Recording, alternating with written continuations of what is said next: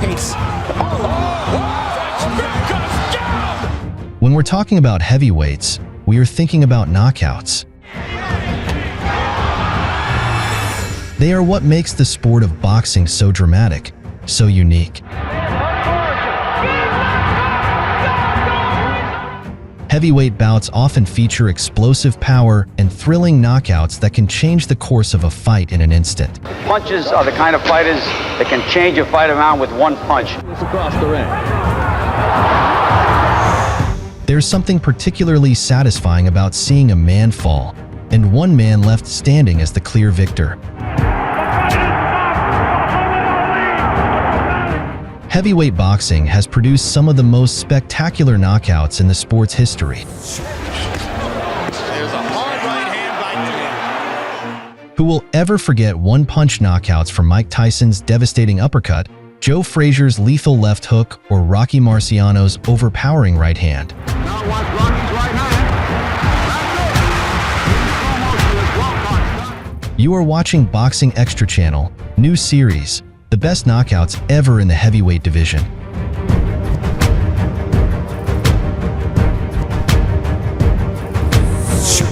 I dared challenge me with their somewhat primitive skills. They're just as good as dead.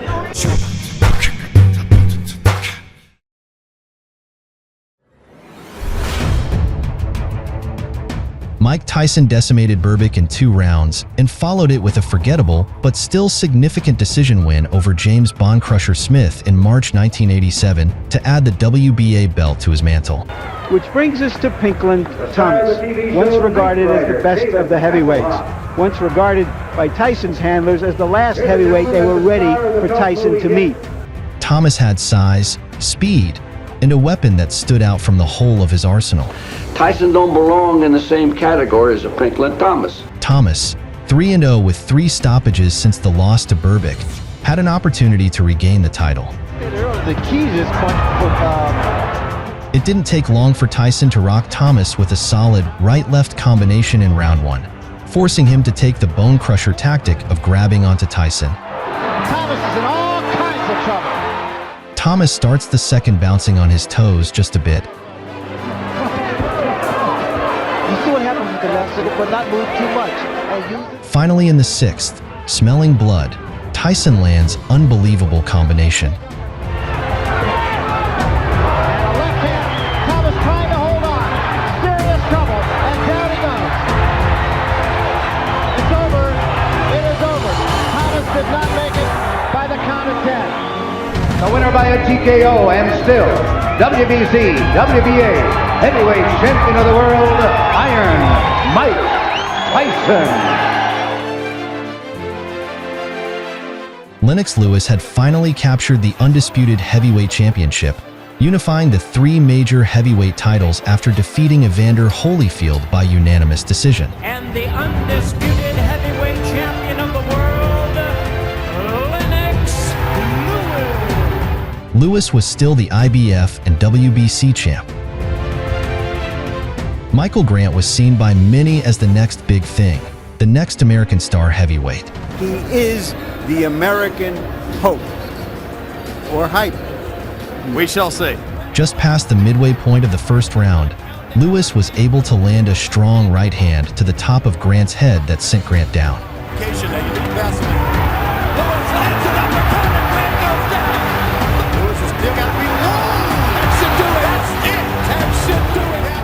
With 23 seconds left in the round, Lewis was finally able to end the fight after landing a right uppercut. And for the moment, Lewis looks touchdown as he lands another uppercut and floors Grant for the 4th time.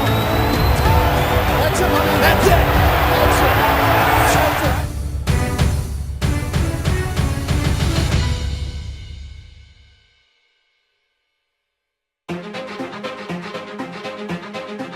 These were 3 bouts of an Atlantic City evening broadcast by HBO dubbed Night of the Young Heavyweights, all showcasing boxers ranked amongst the most promising prospects in the division. In the first one, it's Samoan-born, New Zealand-bred David Tua, a former Olympic bronze medalist, going against Puerto Rican-born, Boston-bred Johnny Ruiz. By contrast, 1992 Olympic bronze medalist Tua was undefeated and had impressed observers with a series of impressive early-round knockout wins. Not slacking off a little. Oh, big left hand! I see great things for this guy here because he can punch, he can take a punch, and he wants to be a professional fighter. For both fighters, this looked set to be a decisive fight in their careers. We'll see how he uses it. Tua with a big left hook and Ruiz in trouble. Tua comes right at him. Another big bomb and Ruiz is down. A blistering combination of violent hooks, most of them landing flush. This in a veritable eye blink. The entire fight over in just 19 seconds. Because I'm so short and so small, they underestimate me, and I love that. The winner and new WBC International Heavyweight Champion, still undefeated, David Tua. In a matchup between two undefeated future Hall of Famers, undisputed heavyweight champion Joe Frasier and the #1 ranked heavyweight George Foreman reached an agreement in November 1972 for a January title fight at the National Stadium in Kingston, Jamaica. George's going to be out there trying to win the title, and I'm going to be out there trying to hang on to it. Frasier was 29-0 and had won 10 consecutive heavyweight title fights at the time of his match with Foreman. George is young and he's strong and he's a big fella, and he'll be trying all the tricks in the books to take that title. The undefeated Foreman had accumulated 37 victories in just 4 years and was ranked #1 by both the WBA and WBC at the time of landing his first title match against Frasier. Joe Frazier and me will declare war on that date. That's definitely. Foreman was the bigger man, just under 6'4" and 217 pounds, while Frasier was listed at 6 foot, 214 pounds. At about 1:40 of the first round, Foreman stunned Frasier with a left hook, followed by a left-right combination and then a right uppercut that sent Frasier to the canvas, prompting Cosell's legendary call. The trainer right next to me is saying it. You may hear him. Down goes Frasier! The second was from a more devastating right uppercut that followed a barrage of everything from a boxer's worst nightmares. Foreman is all over Joe Frasier. Frasier is down again. Shortly after Frasier rose from that knockdown, a combination from Foreman put the champion on his back and he barely made it out of the round. The onslaught continued in round 2. In the Mexico City Arena, a quick left from George. Another! Frasier is down! After 6 knockdowns, the fight was finally called. It is over in the second round. George Foreman is the heavyweight champion of the world.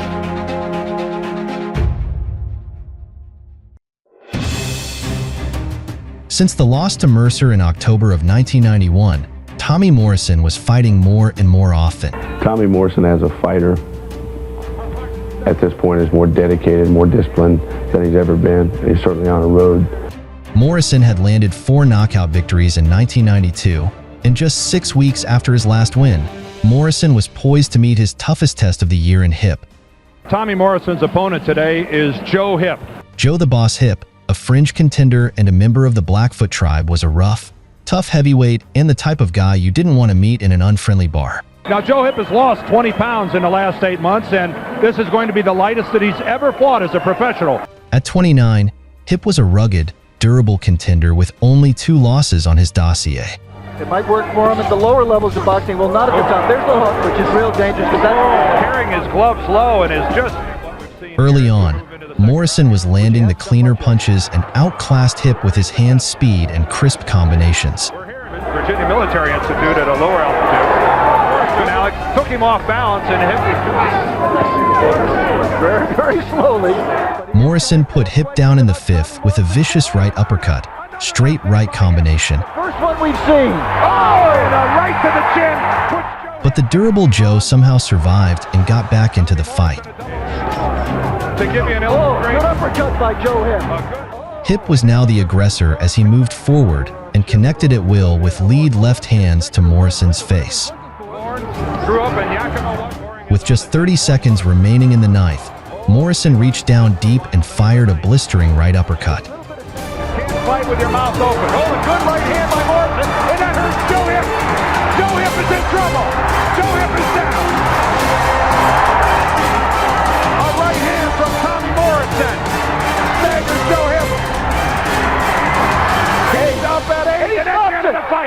Dick Draculin stops the fight.